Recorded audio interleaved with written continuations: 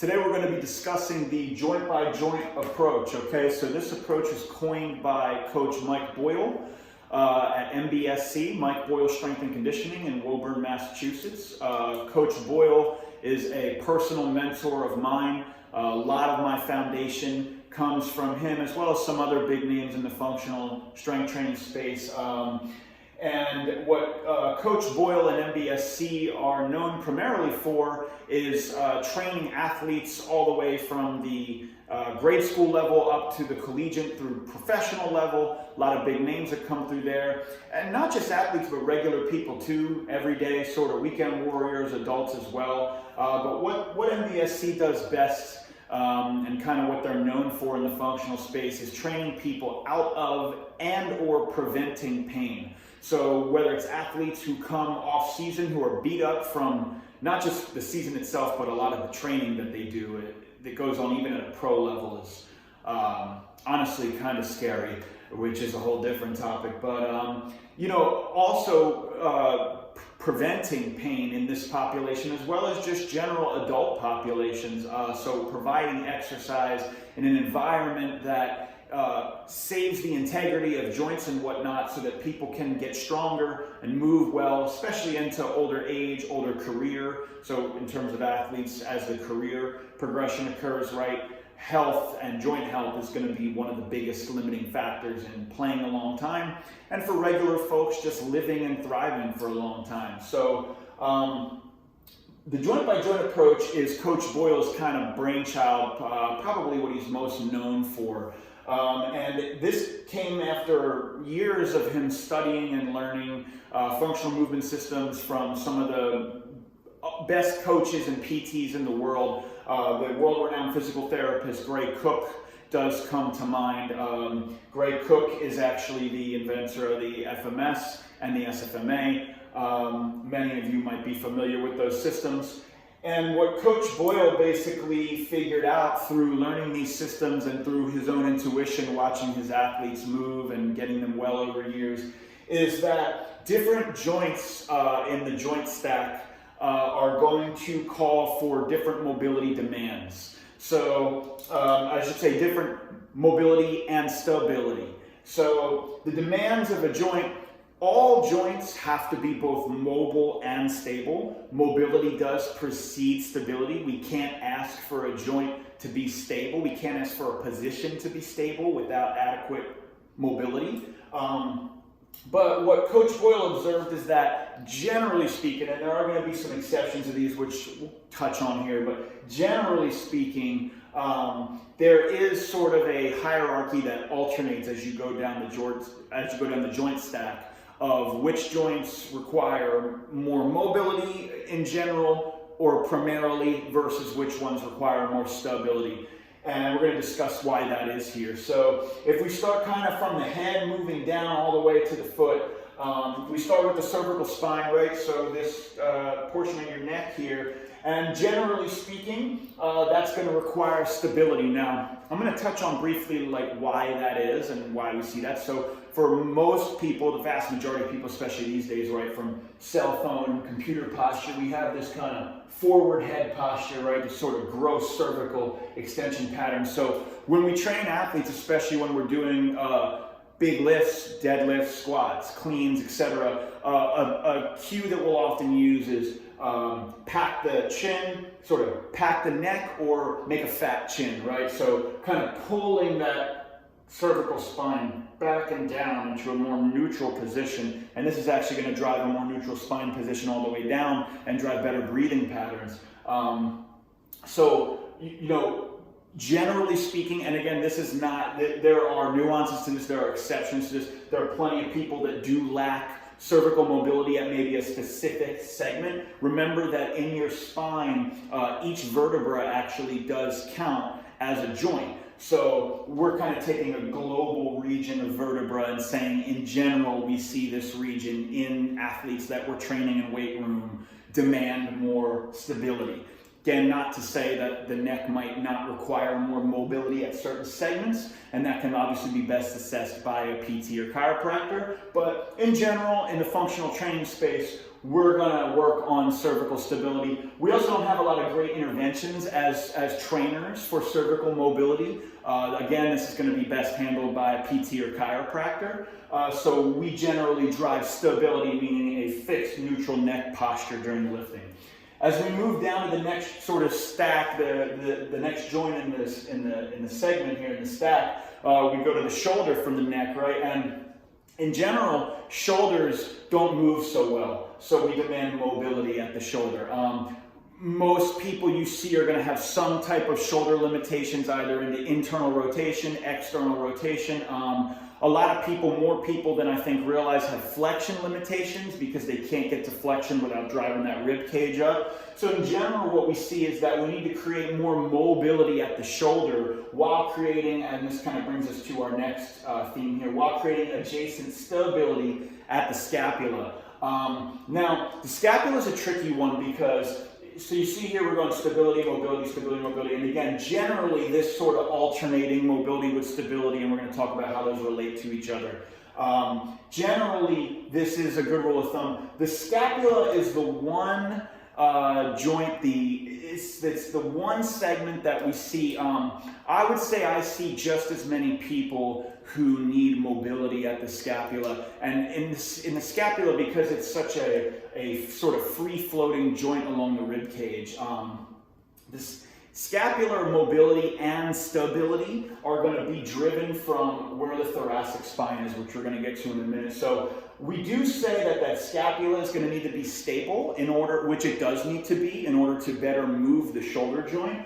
That being said, there are just as many people who, again, due to faulty rib positioning, so due to not being able to get into shoulder flexion without sort of that rib cage driving up and driving a lot of overextension to the spine, there are a large population that do require some mobility at the scapula too. So that could be in the form of being able to squeeze that scapula together there, right? Or protract, so either retracting, squeeze together, or protracting. What you actually see with a lot of people is, in order to keep that rib cage down while you go into shoulder flexion, that scapula actually needs to protract using a lot of the serratus anterior, that kind of finger lock muscle along the ribs.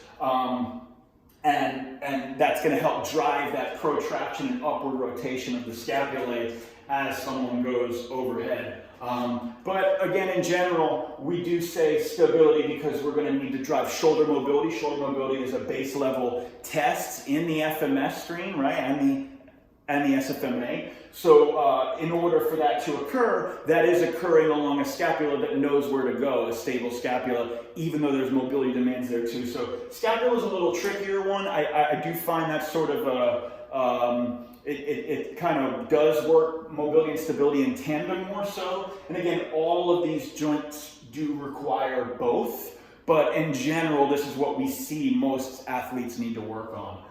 As we move into the thoracic spine, so that's going to be that upper segment here from the bottom of your cervical to about the bottom of your rib cage, near your lower rib cage. So think about that upper back. What we see here is mobility, right? So most people, again, we get that desk posture, that phone posture. They're hanging out in that kyphotic posture, right? That overly hunched thoracic spine. And what we need to do is we need to be able to drive some more thoracic extension in order for them to own certain positions. Likewise, in certain athletes in the athletic population, we actually see a lot of people who are kind of stuck in this military posture here with a thoracic spine that's actually too straight. And one of the consequences of a thoracic spine that's just hanging out too straight, because there is a natural, what's called a kyphotic curvature to a normal thoracic spine. One of the consequences here is actually that, so the scapula, say this is your thoracic spine here, the scapula actually has a slight curvature to it. And in order to have full mobility and glide along the rib cage, the scapula actually depends, because of the curved shape, on the natural kyphotic curve of the thoracic spine. So if I have a thoracic spine that's too erect, my scapulae cannot actually have full mobility and thus won't have full stability along that thoracic spine. So for those individuals that kind of hang out in that military posture, we do often need to drive more thoracic flexion for those individuals because they might have, and again, most people have the passive mobility to do things, but there's a motor patterning sequence, right? So working on thoracic flexion is actually going to sort of flex them back to neutral.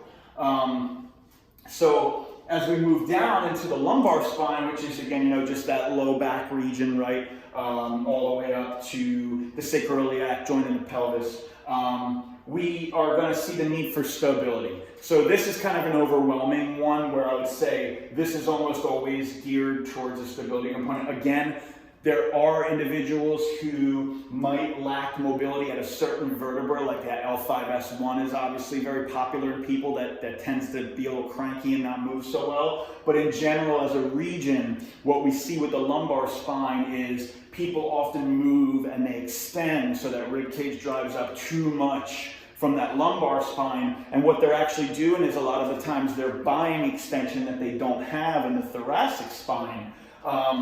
And also a lumbar spine is going to sort of go into that hyperlordosis, that overextension, due to faulty core mechanics, which there's really not a person on earth that couldn't do better with breathing, because breathing and core are one in tandem, as we've talked about when we're talking about keeping those ribs down to go overhead, or keeping that rib cage down from going up into excessive extension. Even when we do things like a deadlift or a squat, we are talking about driving those ribs down with exhalation and breath, where your diaphragm is going to position where your rib cage is, and thus where the rest of your spine, really where the rest of all of your joints go, which is we could do a whole other video about breathing and how that drives. But lumbar spine is going to require more of a stability, so more of a neutral orientation from that overly extended posture that a lot of people hang out in, and that's best going to be done through driving core mechanics and breath mechanics.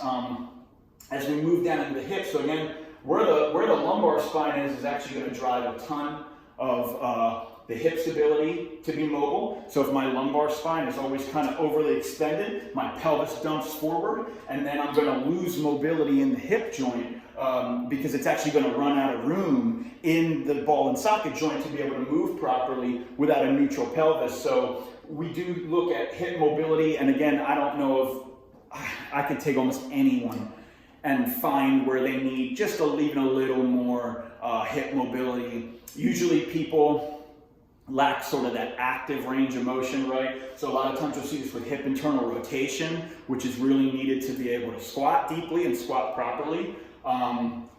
You'll see this in hip extension. Again, when the lumbar spine overly extends, it's gonna compromise the hip stability to fully extend because that pelvis isn't in the right place.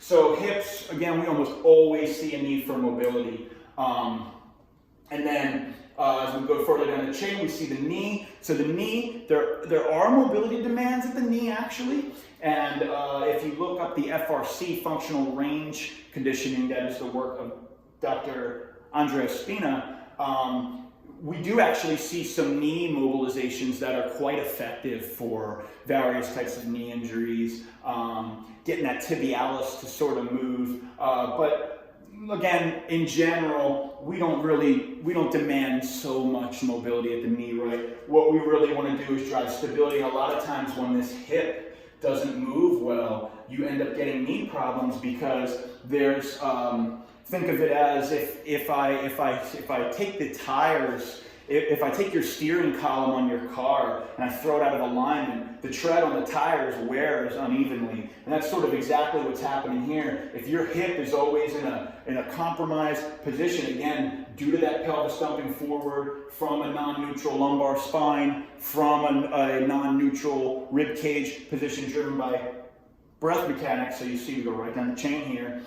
If that hip and that pelvis are in the wrong place constantly, that knee is going to get unevenly worn on, and you see this time and time again with athletes. I mean, it's so rampant these days in athletes. And as a lot of people know, you can chalk a lot of that up to the hamstrings and the glutes not firing properly and being what we call too too much in your quads. And that quad dominance, that being in your quads too much, so to speak, again, is driven by if the pelvis is constantly in the wrong position to hip forward and the hip is lacking mobility in the ball and socket, then the hamstrings and glutes can't even fire properly. So that's, again, you start to see how joints drive muscles. And when people talk about muscles, you have to understand joint mechanics, because muscles are the lever arm, right? But the joint is the fulcrum. The joint is what's actually moving the muscles and allowing for the muscles to contract and fire. So as we kind of come down from there, lastly we get all the way down to the ankle. And in the ankle joint, we do see, again, the vast majority of people, they need to find mobility in the ankle. And again, that's almost everybody universally. Most people, their dorsiflexion is poor, so with his heel flat on the ground, that's the ankle's ability to flex forward, so that knee would kind of move forward out over the ankle with a flat foot. And that's actually, again, that dorsiflexion is paramount in being able to squat deeply. So many people don't realize that they're not able to squat deeply, and thus they're putting a lot of shear force on their back or their knees because their ankle doesn't move properly. We also see issues with inversion and eversion, which is that sort of lateral movement of the ankle. So you see a lot of this stuff with Achilles tears and things like that, plantar fasciitis, different things like that. Again, if that ankle can't move, it's going to change how the foot strikes the ground, and that has consequences from the ground up. So as you see here, right, we're kind of alternating stability, mobility, stability, mobility. And what you probably gathered from this joint by joint approach is that if I see an issue at a certain joint segment, typically I can look to a joint adjacent to it, usually right above it, but can also be below it as well. I'm looking for an adjacent joint that's not moving well. So again, if I have a knee problem, right, I'm looking at how's the hip move, and conversely, how's the ankle move? Because that hip is the middleman between those two. So if I got a knee problem, something is not working right adjacent to that joint there. Same thing, if I got a hip problem, I look to the joint right above it, that lumbar spine. Well, again, like I told you earlier, if that hip's lacking mobility, that pelvis is probably tipped forward, probably in the wrong spot. Could be posteriorly tipped too. There's no one size fits all, but in general, again, we see athletes with that gross extension and that pelvis that tips forward. You see most people have this sort of what we call lower cross syndrome. But again, when I look at the hip, that's coming from faulty stability in the core and the lumbar spine region. And I can take this all the way up the chain. Anywhere that I look, I can find an issue with an adjacent joint. So again, this is why, when someone comes to me and they're saying, hey, my shoulder hurts. Well, I'm looking to how's their cervical spine move, and then how's their thoracic and scapula move, because that shoulder, as we talked about again earlier, is dependent on the rib positioning, which drives scapular positioning, which is going to drive positioning of everything at the spine. So this approach kind of provides a better conception for not just training individuals. I say athletes, I treat everybody like an athlete, but individuals. But it provides consideration into the physical therapy space, and many physical therapists use this with great success in rehabbing. And some of the best and brightest names, again, I think of another mentor of mine, Dr. Charlie Weingroff. He really helped me expand on this concept of looking elsewhere in the chain of what's driving the dysfunction that might be coming out in the wash at a different joint. So joint by joint approach, just a brilliant, brilliant method, has honestly never failed me. I've used this with countless athletes, countless individuals. I've used this when I worked clinically. I've used it in the gym. Really doesn't fail. If you found this helpful, please like, share, subscribe. I'm always active in the comments for any questions. I will be doing more series expanding upon some of these concepts. Probably another video in the series about breath and whatnot, and why it's so crucial for driving these joints. But until then, I'll see you next time.